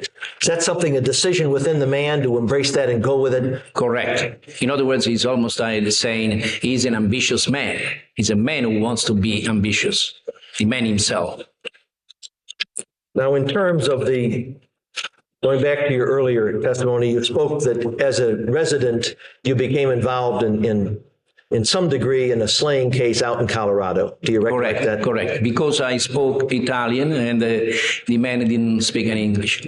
All right. And so did you come in as an expert in that case, or did you come in as an interpreter? No, I came in not as an expert, but not even as an interpreter, because I was a medical doctor already. I was a resident, so I voiced my own impression of what the individual was saying and what he meant to say, and that's all. They asked me what diagnosis I thought he might have. I don't know how much importance they gave to that, but I was I was an important tool of the whole thing. Because of your familiarity with Italian. Correct. Because of the familiarity with the Italian, primarily. Had this man been in your unit that you were working on at some point? Correct. Was that the defendant that was in the unit? The defendant. So you're what we call not an expert witness, but a direct witness. You were involved directly in his care. Correct. I was not an expert witness. I was not a psychiatrist yet. No, right. That's true.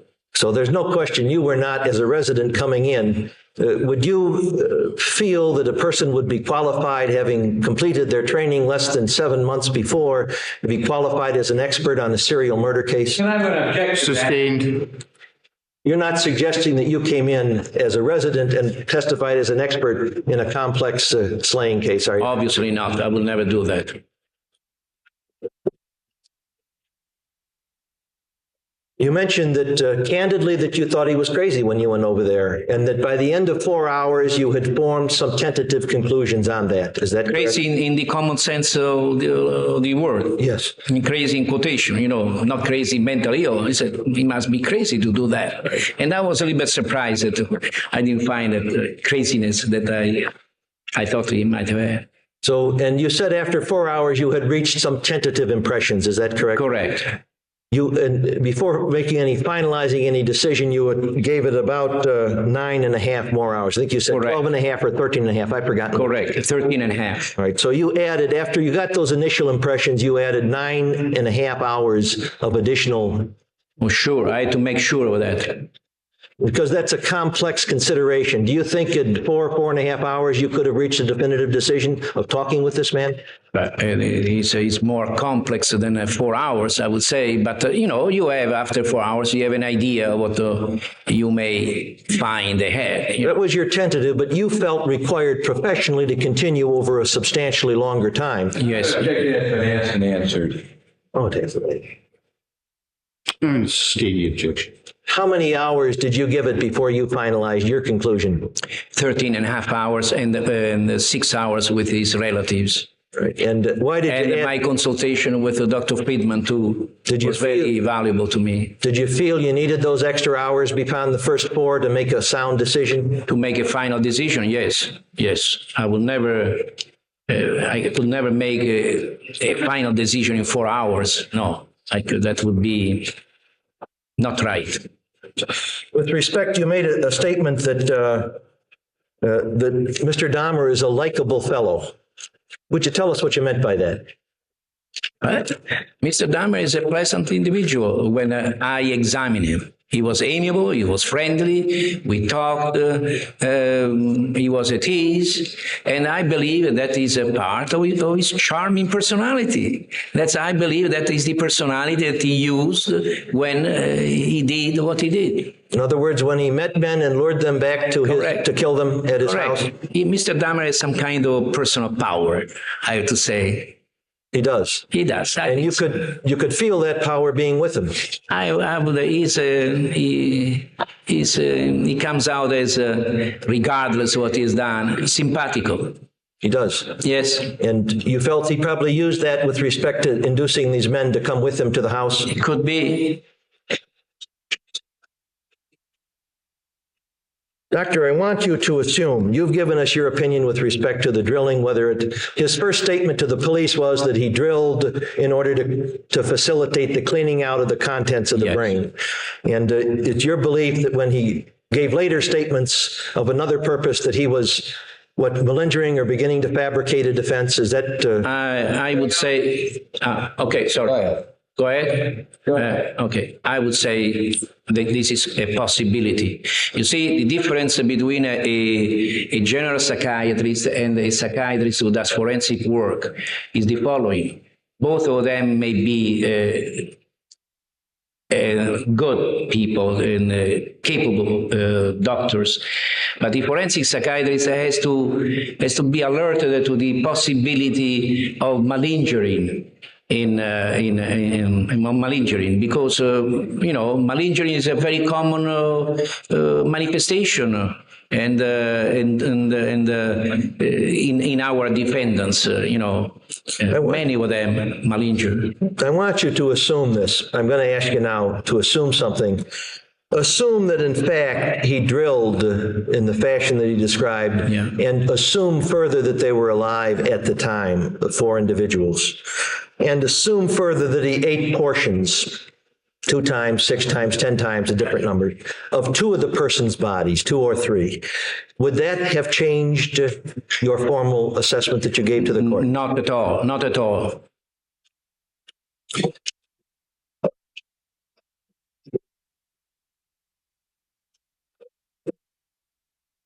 Is the personality disorder, which you have determined that Dahmer had, a mental disease which caused him to lack substantial capacity to appreciate the wrongfulness of his conduct when he committed the offenses that are listed in the charges? No.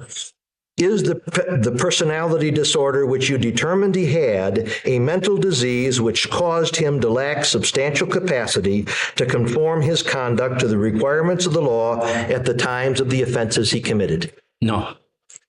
That's all. Short recross. This cautionary instruction you read, it says... that's really the organization saying, make sure you know what this thing is for and don't misuse it. That's what they're saying. Don't make it a legal document. Sure. As a matter of fact, they make that very strong. And one of the examples they give, if I can find it, you got it there, Doc? Here it is. Yeah. The pedophilia and the compulsive gambling is an example of where they say, don't use that like to come up with this concept of mental disease, right? Correct?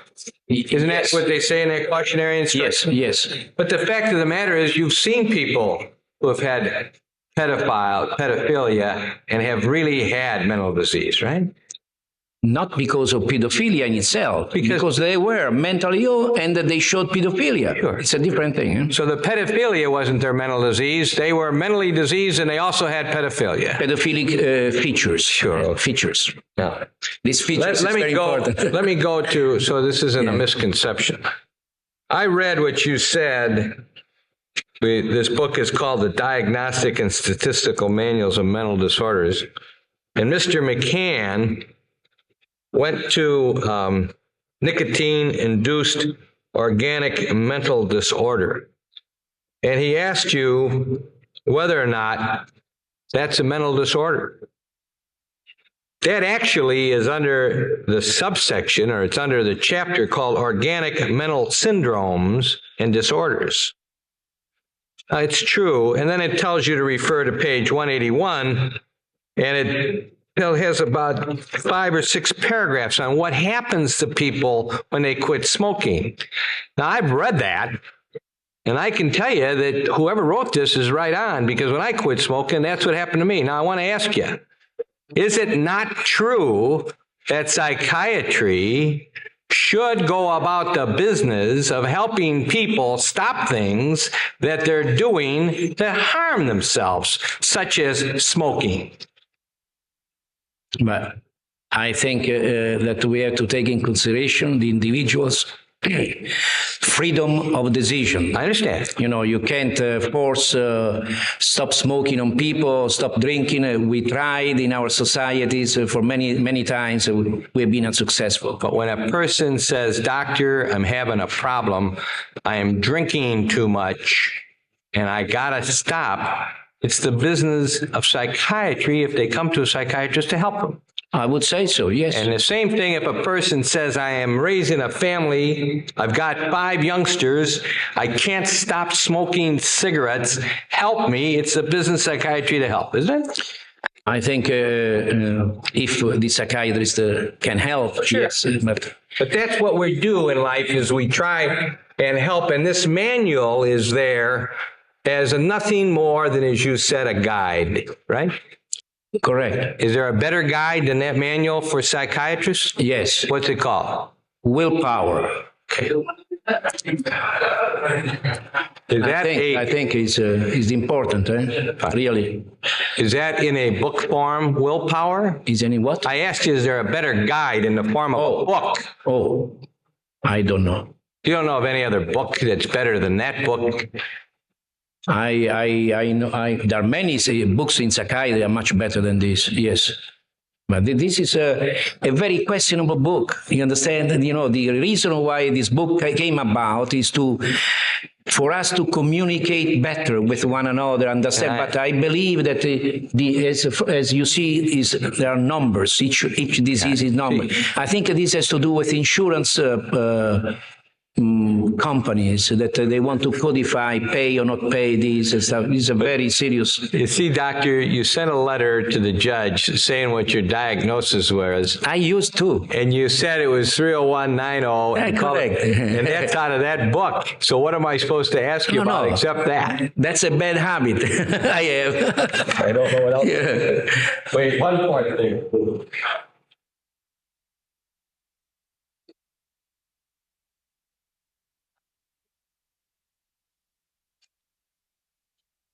The question of willpower. Yes.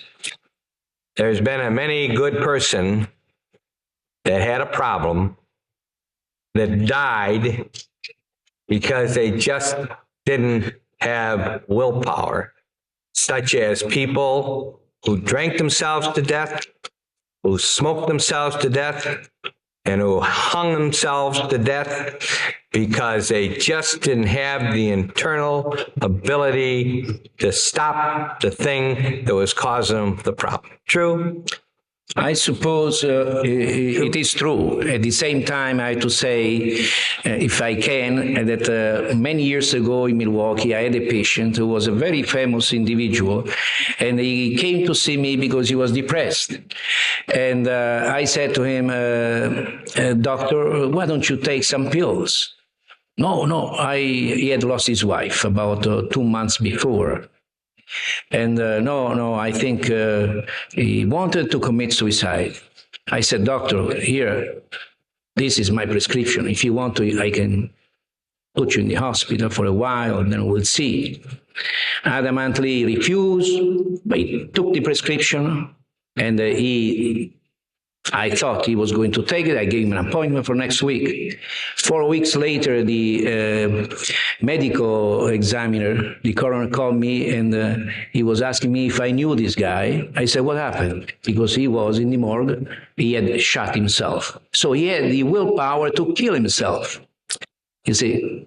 But some people take the pills that doctors give them to help them and overdose on those pills because they don't have the willpower to control what is causing them the distress. True? But also they had the willpower to take the pill. You know, you can interpret the way you want it. You know, it's a very difficult thing. One final question. Yeah. 2 final questions. Young women that have anorexia. Yeah. Do they all have the willpower to stop the problems that's causing them to suffer from anorexia? As far as I know, behind anorexia there is a depressed person usually, and at times they do have the willpower to stop it. At times they don't. Doctor, have you ever known anybody well that was well enough that you knew died from one of the things I've said because as hard as they tried, they just didn't make it? You've known people like that. Yeah. Haven't you? Yes. Sure. But the optimistic doctor would say he died because he did not believe in me. You see? I understand. Thank you. I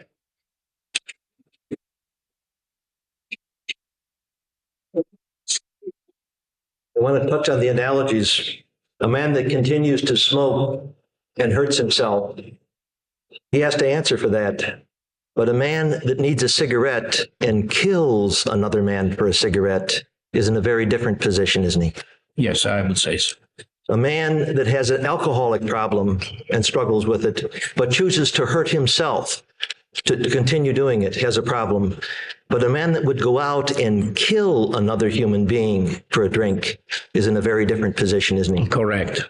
And a woman that's suffering from anorexia, a difficult problem, that decides she'll continue to hurt herself if struggling with it, is very much in a different position than a person that goes out and kills to address their own problem, aren't they?